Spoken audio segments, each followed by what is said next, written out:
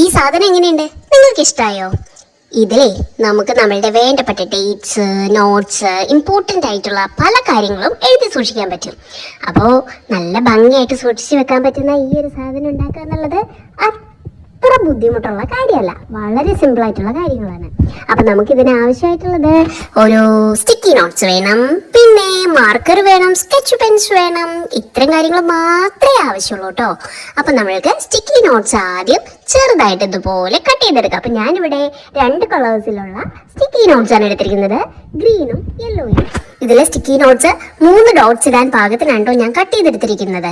അത്ര ചെറുത് മതിയെന്നേ, നിങ്ങൾക്ക് വേണമെങ്കിൽ ഇതിന് വലിപ്പം കൂട്ടാട്ടോ. അപ്പം ഞാൻ ഫസ്റ്റത്തെ സ്റ്റിക്കി നോട്ടില് നോട്ട്സ് എന്ന് പറഞ്ഞിട്ടാണ്ടോ എഴുതി കൊടുക്കുന്നത്. നിങ്ങൾക്ക് ഇഷ്ടമുള്ളത് കൊടുക്കാം. നമ്മുടെ ഫ്രണ്ട്സിന്റെ ബർത്ത്ഡേസ് ഒക്കെ നമുക്ക് ഇതിൽ മാർക്ക് ചെയ്ത് വെക്കാം കേട്ടോ.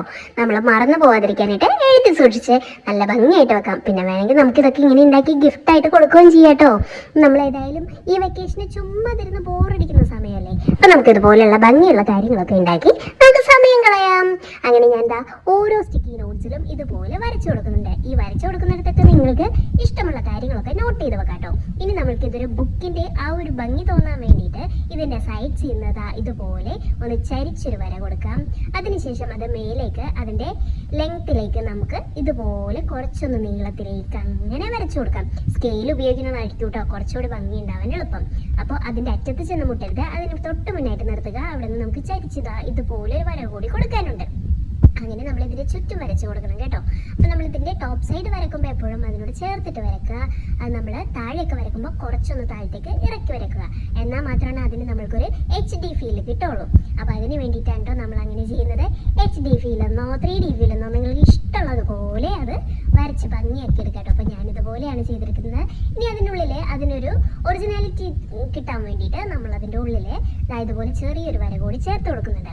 അങ്ങനെ കൂടി കൊടുക്കുമ്പോഴേക്കും അതിനൊരു ഒറിജിനൽ ഫീൽ കിട്ടും കേട്ടോ. അപ്പോൾ ഏകദേശം ഒരു ബുക്ക് നമ്മളവിടെ എടുത്തു വെച്ച പോലെ ഉണ്ടല്ലേ കാണാൻ.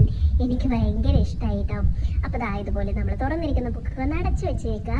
പിന്നെ നമ്മൾക്ക് ഇതിന് വേണ്ട ചിത്രപ്പണികളും അതിന് വേണ്ട ഡെക്കറേഷൻസും ഒക്കെ കൊടുത്ത് ഒന്നുകൂടി ഒന്ന് ഭംഗിയാക്കാം. അപ്പം ഞാൻ ഇതുപോലെ ഒരു 3-4 പൂക്കളാണ് എൻ്റെ ഇവിടെ വരച്ചു കൊടുക്കുന്നത്.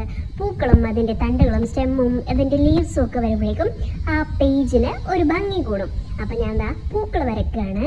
പൂക്കൾ വരയ്ക്കാൻ ഞാൻ ഇത്തിരി സ്പീഡ് കുറവായത് കാരണം ഞാൻ തൽക്കാലത്തേക്ക് എൻ്റെ അമ്മയുടെ സഹായം തേടിട്ടോ.